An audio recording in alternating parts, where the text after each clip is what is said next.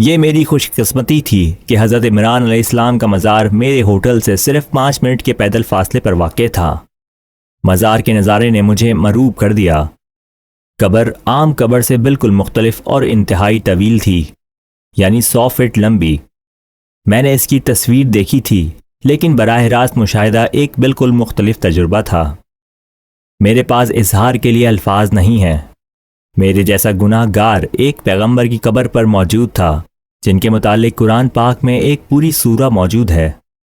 قرآن پاک کی 30 سورہ آل عمران۔ قرآن پاک نے 3 مقامات پر ان کا حوالہ نام لے کر دیا ہے۔ سورہ آل عمران کی 2 آیات دیکھیے۔ یاد کرو جب عمران کی بیوی نے کہا، اے میرے رب، میں اس بچے کو جو میری کوکھ میں ہے تیری عبادت گاہ کی خدمت کے لیے وقف کرتی ہوں۔ اے میرے رب، اسے قبول کر، اور بے شک تو سب کچھ سننے والا اور جاننے والا ہے۔ اور پھر جب اس نے ایک لڑکی حضرت مریم علیہ السلام کو جنم دیا اور اس نے کہا، اے میرے رب، میرے ہاں لڑکی پیدا ہوئی ہے، اور خدا ہی جانتا ہے کہ اس نے کیسے جنم دیا، اور مرد عورتوں جیسے نہیں ہوتے، اور میں نے اس کا نام مریم رکھا ہے۔ اور اے اللہ، میں اسے اور اس کی اولاد کو تیری پناہ میں دیتی ہوں شیطان سے، جو یقیناً رندہ درگاہ ہے۔ القرآن سورہ 3 آیت 35 تا 36۔ حضرت عمران علیہ السلام، جن کا ذکر انجیل مقدس میں امرام کے نام سے آیا ہے، 3 عظیم ہستیوں کے والد تھے۔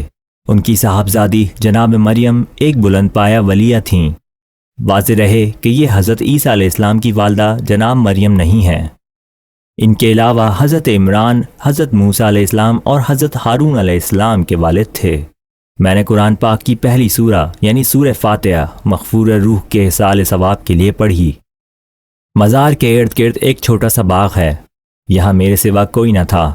غالباً سال کے اس دورانیے میں لوگ ادھر کا رخ نہیں کرتے۔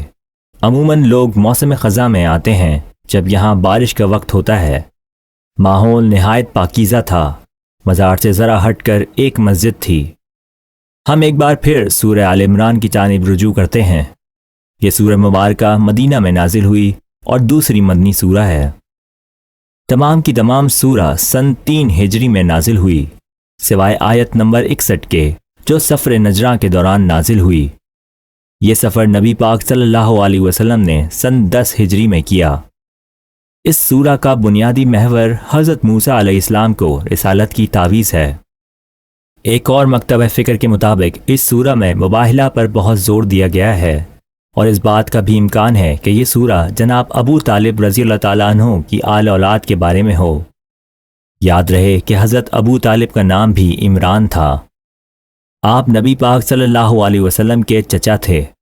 آپ کے ایک بیٹے جعفر بن ابی طالب کو حضرت محمد صلی اللہ علیہ وسلم نے جنگ موتا میں علم بردار یعنی قائد بنا کر بھیجا تھا۔ آپ اس جنگ میں بہادری کے جوہر دکھاتے ہوئے شہید ہو گئے۔ آپ رضی اللہ تعالیٰ عنہ کو جعفر طیار کے نام سے شہرت ملی۔ حضرت ابو طالب کے دوسرے صاحبزادے حضرت علی نے بھی تمام زندگی حضرت محمد صلی اللہ علیہ وسلم کی خدمت میں اسلام کی خاطر جد و جہد میں گزاری۔